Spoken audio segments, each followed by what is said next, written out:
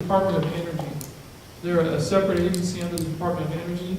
They have jurisdiction over interstate electricity sales. So anything that goes between state borders, interstate commerce, they regulate. They also regulate wholesale electric rates, hydroelectric licensing, and natural gas as well. And their mission is to eliminate discrimination in the grid. Could And you they- explain that? Excuse me, discrimination is to what? Well, discrimination is if I own, let's say I own a transmission line, I'm the only one that can use it. I don't let others use it. Because of the open access, if you have a transmission line, you have to let others use it instead of favoring one entity over the other.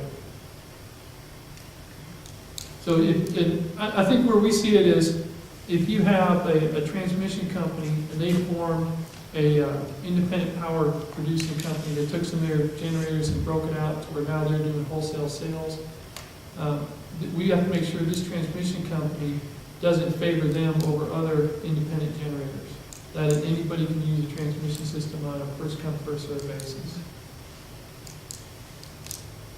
Okay, I talked briefly about NERC a little bit more. They're the entity that establishes the reliability rules. So they're a mutual self-interest, so all the utilities come together to develop the rules for the production, transmission, distribution of electricity in North America.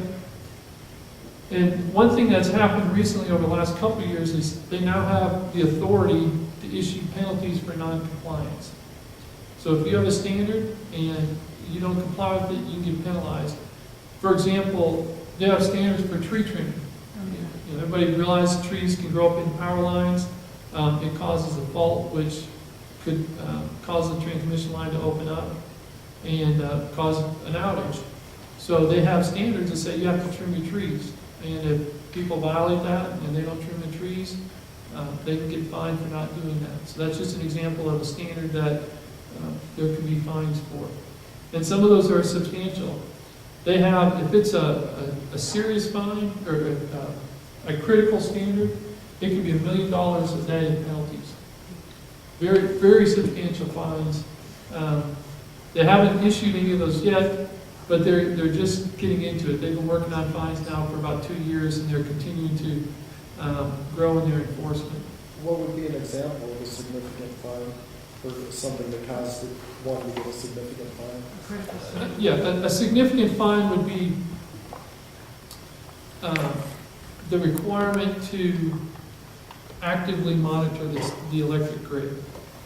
You know, if we have entities that are called reliability coordinators, their job is to have a view of the grid and to monitor it continuously.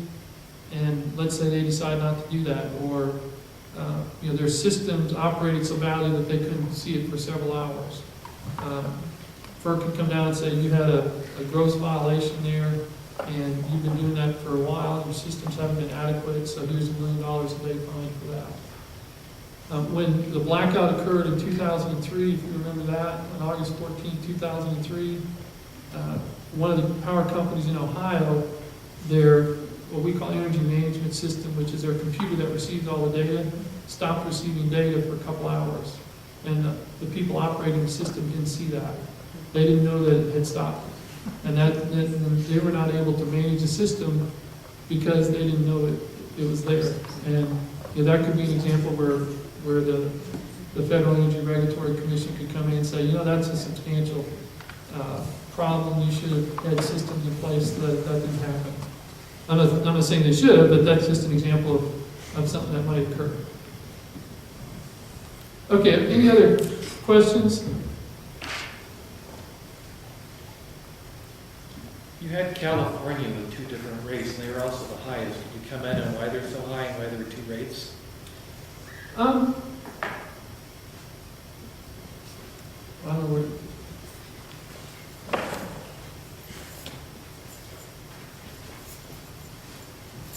Yeah, I was looking at that slide. I noticed there's 2 rates on there too, and tell you the truth, I don't know what the 2 different rates are.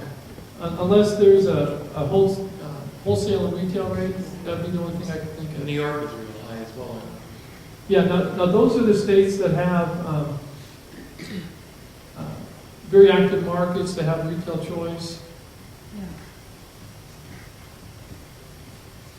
You know, the states in the Northeast have traditionally been very expensive. California's been very expensive because you can't build anything in California.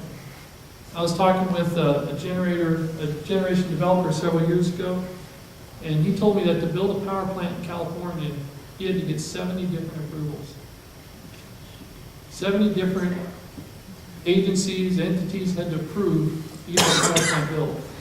So there's not a lot of generation being built in California because of that. And then in the Northeast, the issue up there is just congestion. You just have so much of that's populated. It's just hard to get to build anything. It's hard to get the land. Everything's very expensive. If you're going to build a transmission line, it costs you a lot of money to build transmission anywhere. Okay, any other questions? All right, great, thank you. Okay, I want to talk just a little bit about kind of giving you an understanding of what Southwest Power Pool does on a day-to-day basis. And I'm going to walk through about a half dozen different parts and then put them all together for you. But it all starts with transmission service. This is where an entity says, I want to buy power from somebody, and they go to us, what we call one-stop shopping to buy the transmission. So if you're sitting here in Nebraska, you need some power, you talk to somebody in Oklahoma, they've got excess power for tomorrow, you want to buy the power. You would go to SPP's website. We have a website called Oasis, which is open access, same time information system. But it's our secure website that all the transmission business occurs on. So you put in your request for transmission service to go from Oklahoma to Nebraska for, let's say 10 megawatts. And we evaluate that request, and that occurs every day. We do approximately 15,000 of those a month.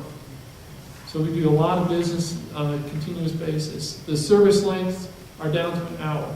So we'll accept a reservation like that in a 1 hour increment all the way up to multi-year. What does that do for you? That essentially is like buying an airline ticket. What does an airline ticket get you? It gets you essentially a reservation on an airplane at some time in the future.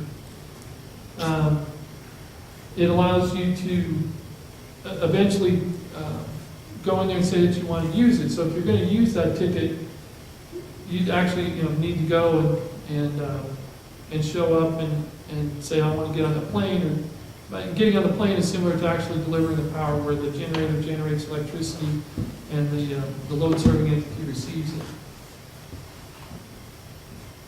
So the tariff is used by everybody. Everybody uses the tariff, all the way from utilities to independent power producers. The transmission tariff is used by a wide variety of people. So again, just a little graphic for you. This is your person who wants to deliver that power. He finds his source. He comes and makes a request, and we approve it to be delivered to the next point. Now, what also occurs is reliability coordination. We have to make sure we have a separate desk, a separate person evaluating it, and he has to make sure that can occur reliably. Now, on the tariff side, let's say today we approve a request for tomorrow, and it's a 10 megawatt request from Oklahoma to Nebraska. And the tariff people look at these studies that we have, we project for tomorrow, everything looks good. But what happens tonight, a storm comes through and knocks down several transmission lines, and now we can't deliver that power without overloading lines and causing potentially a blackout. So our reliability guys, they're looking real time. They're looking at right now. They're looking at the next hour or so, projecting out a little bit, but not very far in the future. And they're saying, we can't deliver that reliably. We can't take that 10 megawatts from Oklahoma to Nebraska. So we're not going to let that go. We're going to take an action to stop it. So that's a different desk, different focus. They only focus on what's been proved and what people are wanting to do. That's a very important desk to maintain reliability of the system. So these guys are looking all the time, got too much power going in. They're like, oh no, the system can't handle it. So we'll do what's called